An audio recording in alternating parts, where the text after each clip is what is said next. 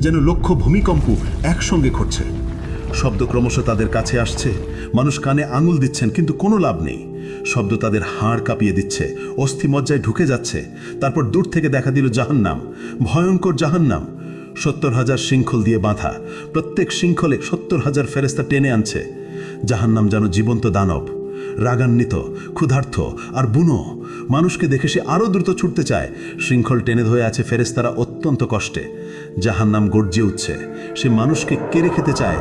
যখন হাসরের মাঠের দিকে আসে তার ক্রোধ আর ধরে রাখা যায় না। হঠাৎ ভেতর থেকে বের হলো এক বিশাল অগ্নিপিণ্ড, একটি মোটো পাহাড়ের মতো আকারের জ্বলন্ত দাউ দাউ করা আগুন বিদ্যুতের গতিতে হাসরের মাঠের দিকে ছুটে এলো। কয়েক সেকেন্ডের মধ্যে মানুষের কাছে পৌঁছে গেল সেই আগুন। দেখে মানুষ পাগল হয়ে গেল, তারা দৌড়াতে লাগলো, কিন্তু কোথায়? সেই জায়গা তো নেই যেদিকে দৌড়াচ্ছে আগুন ওখানেই, যেদিকে তাকাচ্ছে আগুন সেখানেই। তারা লুকিয়ে যাবার জায়গা খুঁজছেন, নিজেদের মাটিতে ছুঁড়ে ফেলছেন, কিন্তু আগুন থেমে নেই, এগিয়ে আসছেই অবিরত। মাত্র কয়েক সেকেন্ড বাকি, এর মধ্যে এটি পুড়িয়ে ফেলবে সমগ্র হাসরের ময়দান। কোটি কোটি মানুষ ছাই হয়ে যাবে।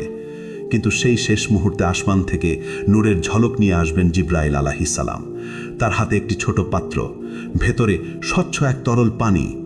তিনি সেই তরল ঢেলে দিলেন সেই বিশাল অগ্নিখণ্ডের উপর। সঙ্গে সঙ্গে উঠল ঘন ভাস্প, আগুনে তাৎক্ষণিক নিভে গেল। ফলে বরফ শীতল এক পাথরে পরিণত হলো। কোটি কোটি মানুষ একই মুহূর্তে গভীর শ্বাস নিল, যেন তারা বেঁচে গেল। কিন্তু এটিও শেষ রক্ষা ছিল না। মানুষ অবাক হয়ে জিজ্ঞেস করল, ওটা কি তরল পানি ছিল? কিভাবে এত ভীতিকর আগুন নিভে গেল?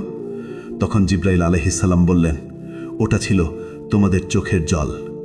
যে চোখের জল তোমরা ফেলেছিলে দুনিয়ায়, রাতের বেলায় সালাতে কাঁদতে কাঁদতে, আল্লাহর ভয়ে, তার ভালোবাসায়, নিজের গুনাহের অনুশোচনায়, কোরআন পড়তে গিয়ে, আজান শুনতে গিয়ে, মায়ের বাবার জন্য দোয়া করতে গিয়ে।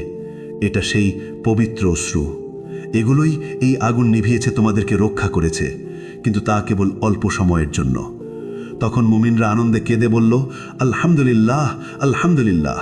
আর কাফিররা ভয়ে কাঁপবে আরও বেশি, কারণ তাদের কোনো অশ্রু নেই, ফলে তাদের রক্ষাকারীও নেই। অতপর হিসাবের সময় এসে গেল। নাম ধরে ডাকা হচ্ছে একে একে। যার নাম ডাকা হয় সে কাঁপতে কাঁপতে আল্লাহর সামনে আসে। ভয়ে হৃৎপিণ্ড ফেটে যাওয়ার মতো অবস্থা, শ্বাস বন্ধ হয়ে আসে। মহান আল্লাহ তার হাতে দেন হিসাবের বই। এটাই জীবনের চূড়ান্ত সিদ্ধান্ত।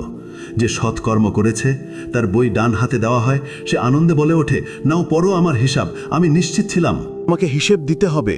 আর যে মন্দ কর্ম করেছে তার বই দেওয়া হয় বাম হাতে, পেছন দিক থেকে।